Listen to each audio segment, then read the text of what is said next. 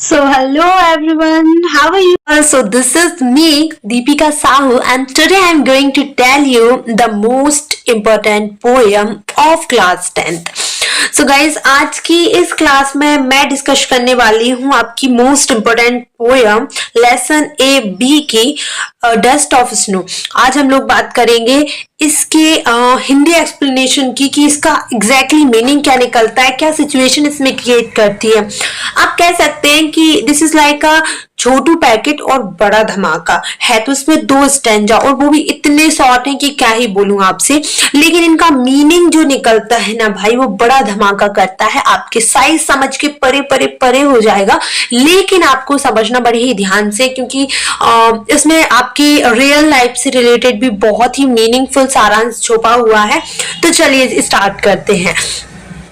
First stanza देखते हैं guys. लिखा हुआ है the way a crow shook down on me the dust of snow from a hemlock tree. It is like meaningful stanza अगर मैं बोलूं तो बहुत ही इम्पोर्टेंट है। और ये पोहम जो है हमें बहुत बहुत बहुत ही बड़ा मतलब कह सकते हैं कि अपनी रियल लाइफ से रिलेटेड भी एक्सपीरियंस देगी कि हमें क्या करना चाहिए और क्या नहीं करना चाहिए। ओके, चलिए। ये कुछ इंग्लिश में लिखा हुआ है, अगर ये नहीं समझना है तो मैं इसे हिंदी में समझा दूं। ठीक है, उसी के लिए तो आई हूँ। जैसे लिखा है ना, the way a crow shook down on me the dust of snow from a hemlock tree. सबसे पहले आप लोग हेमलॉक ट्री की बात कर लो। हेमलॉक ट्री जो होता है, इसका मीनिंग होता है गाइस धतूरे का पेड़। किसका पेड़ होता है भाई? धतूरा, जिसे शायद एक तरीके से अच्छा लेकिन एक तरीके से नेगेटिव चीज मानी जाती है। ठीक है, देखिए मैं आपको बड़ा धमाका वाली चीज सिखा रही हूँ, बता रही हूँ, ध्यान से सुनिएगा। The poem is set in a scene where the poet is in bad mood in and is walking by a tree, a hemlock tree. Hemlock tree is a poisonous tree. As he passes by, a crow happened to throw some snow dust on him. क्या होता है, simple सी बात है। जो the poem is set is a scene, जो बात कर रहे हैं सीन की, दृश्य की। तो जहाँ पोइट क्या होता है, अपने बहुत ही बुरे मूड में होता है, उसके साथ शायद उसका जो दिन बीता है वो अच्छा नहीं गया, इस कारण the poet was in bad mood, वो बैड मूड में होता है। ठीक है, और वॉक कर रहा होता है एक पेड़ से, मतलब आप ये कह सकते हैं कि वो पेड़ के नीचे से जा रहा होता है, और वो पेड़ होता है hemlock tree. Hemlock tree is a poisonous tree. Poisonous अगर मैं बोलूं तो इसका मीनिंग अगर आप निकालेंगे तो होता है जहरीला ट्री। पॉइजन सुना है बस।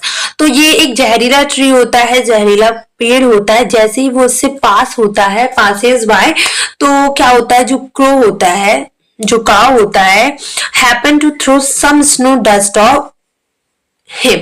तो क्या होता है, जैसे ही जो वो उस पेड़ के नीचे से निकल रहा होता है, वैसे ही वो आप कह सकते हैं कि जो बर्फ से ढका हुआ धतूरे का पेड़ है ना, अचानक से ही उस पर बैठे जो काऊ होता है, जैसे मैंने कहा क्रो, वो क्रो जो होता है कुछ हलचल करता है।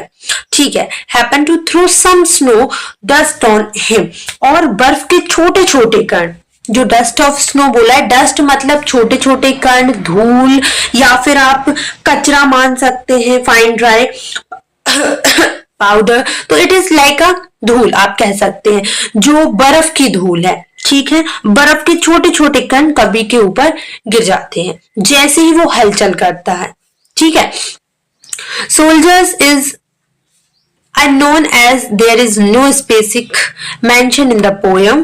आगे बोल रहे हैं कि भाई इसमें देखो कोई ऐसी अननोन चीज के बारे में, स्पेसिफिक चीज के बारे में तो मेंशन नहीं हुआ है, लेकिन also the readers are left in doubt about the words specific action, whether the crow was landing, shivering with cold, readjusting itself on the branch, or taking off. It happens to send some, आप कह सकते हैं, particles of snow upon the author. Here, the two agents of nature, the hemlock tree and the crow, are signifiers of sadness and gloom, just like a poet's mood was in the opening scene बोल रही हूँ मैं, opening opening scene. तो देखिए बोला जा रहा है यहाँ पर, इसके बाद नहीं है। देखिए स्पेसिफिक तो इसमें बोला नहीं गया है, जो एक्शन हुआ है कि कहाँ पर गिरा है डस्ट ऑफ स्नो, है ना, कि whether it falls on his head और सोल्जर, ये तो नहीं बताया है कि उसके कंधे पर गिरा है या फिर उसके सिर पर। एक आप कह सकते हैं कि स्पेसिफिक मेंशन नहीं है इस पोयम में, लेकिन हाँ जो रीडर्स हैं और जो मतलब हम लोग जो पढ़ रहे हैं, जिन्होंने इसे पढ़ा है, वो अभी भी डाउट में है।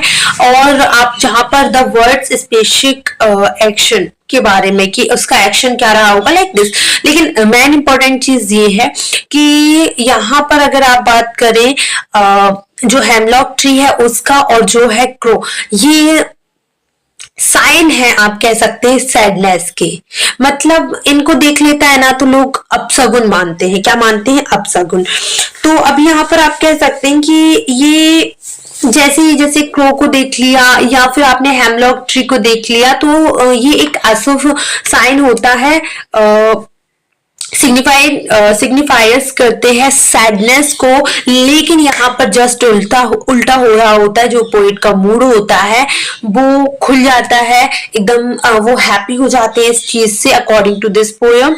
बाकी साइन के अकॉर्डिंग आप यहाँ पर जो चीज है वो उल्टी बताई गई है, ठीक है, क्योंकि इन सब चीजों को देखकर माइंड क्या होता है, सैड होता है। लेकिन एंड अब हम लोग वाले हैं सेकंड स्टेंजा की, ठीक है। अब ये सेकंड स्टेंजा में दिया क्या गया है आप लोग ध्यान से सुनिएगा। पता है क्या, इनके 4 लाइन में ही बहुत कुछ छुपा हुआ होता है, हम लोग समझ नहीं पाते हैं। बस देखिए लिखा क्या है लाइनों में, बड़ी ध्यान से सुनिएगा और ऐसा लेजीपन मुझे बिल्कुल ना दिखाई दे आप में, ठीक है। Has given my heart a change of mood and saved some part of a day I had rued. देखिए बड़ी सिंपल सी बात कही है कि for reasons unknown the author was having a terrible day, but the falling of snow on his head lifted his mood instantly. He had already spent his day in a bad mood, but the rest of it was saved by the crow and hemlock tree. तो देखिए बड़ी कमाल की बात कही गई है कि for reasons unknown, मतलब एक आप कह सकते हैं यहाँ पर कि कभी कह रहा है कि वह खिन्न था, पर जैसे बर्फ के टुकड़े खिन्न लायक उसका मूड ठीक नहीं था फॉर अननोन रीजन की वजह से। अब क्या ही कह सकते हैं इनके बारे में, लेकिन हाँ ऑथर जो होता है वो पूरे दिन परेशान रहता है। Terrible day, was having a terrible day, मतलब एक तरीके से पूरे सैडनेस में वो घूम रहा होता है, उसका मूड बिल्कुल खराब होता है। एंड क्या होता है, लेकिन वह के टुकड़े उस पर गिरे, अचानक से उसका दिल खुश हो गया और इस छोटी सी घटना ने उसका बाकी का दिन बर्बाद होने से बचा लिया। जैसे उसके ऊपर बर्फ गिर रही होती है, जैसे गिरती है, इस इंस्टेंटली उसका मूड जो होता है बिल्कुल चेंज हो जाता है। And he had already spent his day in a bad mood, लेकिन जितना उसने मतलब जैसे कि आधा दिन तो उसने अपना बैड मूड के साथ बिता ही दिया है, मतलब खराब मूड में ही रहा है, लेकिन जो रेस्ट ऑफ इट होता है, मतलब जो बचा हुआ है, बस saved by the crow and hemlock tree. लेकिन जो आधा दिन होता है वो हेमलॉक ट्री मतलब धतूरे की पेड़ और जो क्रो है उसकी वजह से सेव हो जाता है उसका। जनरली क्या बोलते हैं हम लोग कि hemlock tree and crow are use for negative reference. मैंने बोला ना कि हम जब भी हम लोग बात करते हैं, सिंपल सी बात है कि जब भी हमारा लाइक पॉइंट होता है, मैं आपको इसलिए इतना डीपली समझा रही हूँ क्योंकि ये हमारी रियल लाइफ से भी कनेक्टेड है। एंड सेकंड थिंग, अगर आप इसको ध्यान से पढ़ लेंगे तो आई थिंक ये आपकी आगे तक काम देने वाला है। जितने भी क्वेश्चन आंसर है आई थिंक आप इजीली याद कर सकते हैं इन स्टैंजा के एक्सप्लेनेशन से। ओके, तो यहाँ पर बोल रहे हैं कि जनरली क्या होता है, हेमलॉक ट्री को और क्रो को नेगेटिव रेफरेंस के लिए यूज करते हैं बच्चा, but the poet used them beautifully to portray that in use auspicious things can bring joy, happiness too. One must not taken things for granted and should be open, accepted whichever way the nature chooses to bless us. देखिए इसमें बोल रहा है, इस कविता में यह संदेश दिया जा रहा है कि प्रकृति बहुत उदार होती है, प्रकृति बहुत ही मतलब आप कह सकते हैं देने वाली होती है, हर चीज देती है, हर चीज वो सहन करके अपने को देती है। उसके पास हमारी छोटी छोटी समस्याओं को दूर करने की ताकत होती है। तो जिस चीज को आप नेगेटिविटी में ले रहे हैं, जरूरी नहीं कि वो नेगेटिव ही हो सकता है कि वो आपके लिए वो जॉय ला सकती है, हैप्पीनेस ला सकती है। और हमें चीजों को इतना भी ग्रांटेड नहीं लेना चाहिए, हमें ओपनली हर एक चीज को एक्सेप्ट करना चाहिए जो भी हो, क्योंकि नेचर जो होता है हमें ब्लेस करता है, हमेशा हमारी सुखद कामना करता है और हमेशा हमें देने की ही कामना करता है हर चीज में। तो इसमें सिंपल सी बात ये कही गई है आप लोगों के लिए कि जब भी हो, अगर नेचर आपको कोई चीज दे रहा है, नेचर भले ही आप उसे नेगेटिव रेफरेंस कर रहे हो, पॉजिटिव रेफरेंस कर रहे हो, बट ऐसा नहीं है कि आपने मेंटेलिटी बना ली हो कि टेंडेंसी बना के रखी हो। कुछ ऐसी नेगेटिव चीजें भी होती हैं जो आपको पॉजिटिविटी दे देती है, कई बार आपके मूड स्विंग्स कर देती हैं। तो कभी भी हो ऐसी कमिटमेंट या ग्रांटेड ना ले चीजों को, हर चीज को ओपनली एक्सेप्टेड करें। एक्सेप्ट करना बहुत ही अच्छी चीज होती है। आई होप गाइस कि समझ में आया हो आपको सेकंड स्टैंड। आप पता है क्या, मैंने इसीलिए तुम लोगों से फर्स्ट स्टिच में बोला था it is like a Chhotu packet बड़ा धमाका। क्यों? क्योंकि देखिए पूरा पैसेज मैं पैसेज बोल रही हूँ, सॉरी, जो पोहम आपने पढ़ी है स्टैंजा फर्स्ट एंड सेकंड, हमें लग तो रहा था हम बहुत परेशान हो जाएंगे, है ना। और 4 तो लाइनें हैं, मतलब 4 फर्स्ट स्टैंजा की, तो 8 तो लाइनें हैं, जस्ट अ सिंपल। और मुझे पता है तुम्हारे स्कूल में भी ऐसे ही समझाया गया होगा, लेकिन मैंने जो आपको डिस्क्रिप्शन दी है इसकी सिंपली बताऊं तो ये आपके लिए बहुत ही जरूरी था समझना। ये वर्ड्स जो तुम पकड़ रहे हो ना, ये क्वेश्चंस में आते हैं, तो इसलिए हम लोगों ने ये देकर रखा है। सेंट्रल आइडिया मैं आपको सेकंड वीडियो में देने वाली हूँ, तो जाओ जल्दी से डिस्क्रिप्शन चेक करो भाई, वेट किसका